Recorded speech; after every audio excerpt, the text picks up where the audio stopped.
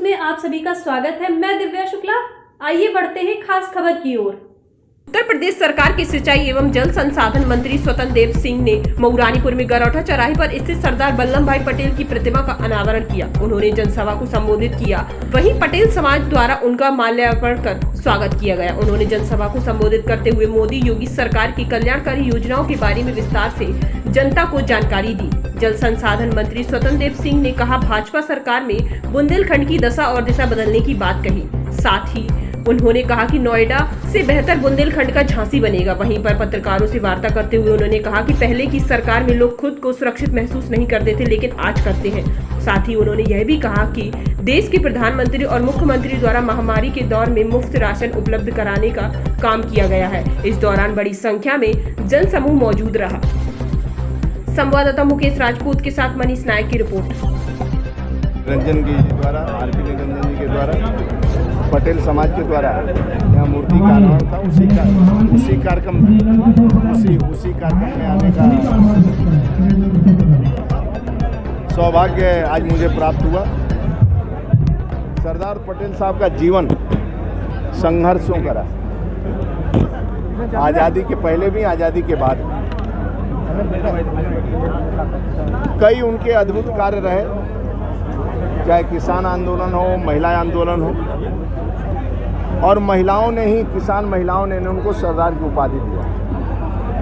Mayor रहते हुए भी उन्होंने आरक्षण दिया था नगर निगम में महिलाओं को। और विक्टोरिया पार्क जो वहाँ था, विक्टोरिया पार्क अंग्रेजों का शासन था। अपने मेयर रहते हुए लोकमान्य तिलक का मूर्ति का अनावरण का उद्घाटन करना, मूर्ति स्थापित करना, क्या ये राष्ट्र पुरुषों से एक संदेश जाता है समाज। और प्रधान गृह मंत्री बनने के बाद देश में आज़ादी के बाद भी उनका जीवन 3 साल का रहा। 50 में उनकी मृत्यु हो गई, 47 में आज़ादी मिली। और 3 साल के अंदर ही भी सुख कोई भोगा नहीं। रात दिन परिश्रम करके देश को एकता के सूत्र में पिरोने का काम किया और सभी रियासतों को एक सूत्र में बांधने का किसी ने काम किया तो आदरणीय सरदार पटेल साहब ने, जिसके कारण आज देश अखंड है, उस रास्ते पर आगे बढ़ रहे हैं। और उनके सपनों को साकार करने का काम आदरणीय मोदी जी राज्य के अंदर, आदरणीय योगी जी कर रहे हैं। सरदार पटेल की विश्व की सबसे ऊंची प्रतिमा, यानी 182 फीट ऊंची प्रतिमा किसी ने लगाया है तो आदरणीय मोदी जी ने गए, उनका विश्व में सम्मान प्राप्त हुआ।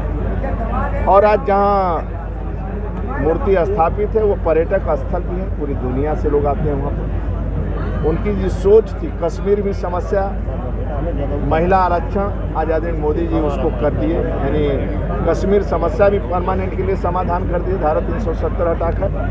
और महिला आरक्षण का बिल भी, जो उनकी सोच थी, उनके रास्ते पर आगे बढ़ रहे हैं। और गांव गरीब किसान की खुशहाली ही देश की खुशहाली है। उनका सपना था कि गांव गरीब किसान खुशहाल रहे, देश खुशहाल रहे।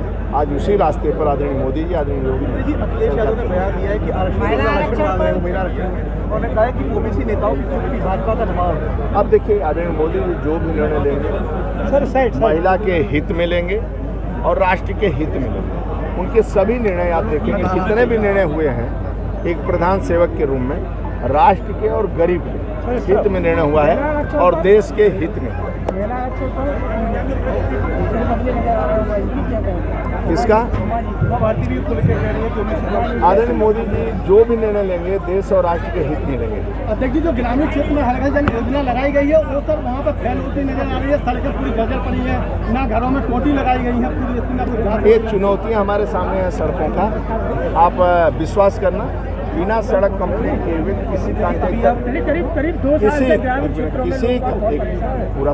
किसी कॉन्ट्रैक्टर का पेमेंट नहीं है, उनको रोड बनाना पड़ेगा।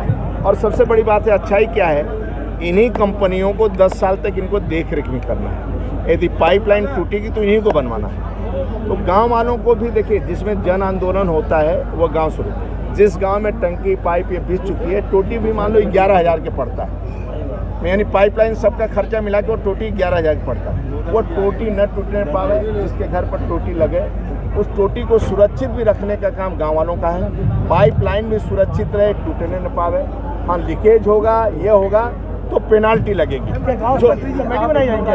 जो लोग जल समिति गांव में जल समिति रहेगी जिसके देख रेख में पानी की सप्लाई होगा और वहाँ पर कंपनी रहेगा, कंपनी के द्वारा आदमी भी वहाँ रहेगा और सप्लाई। मंत्री जी पूरे काफिले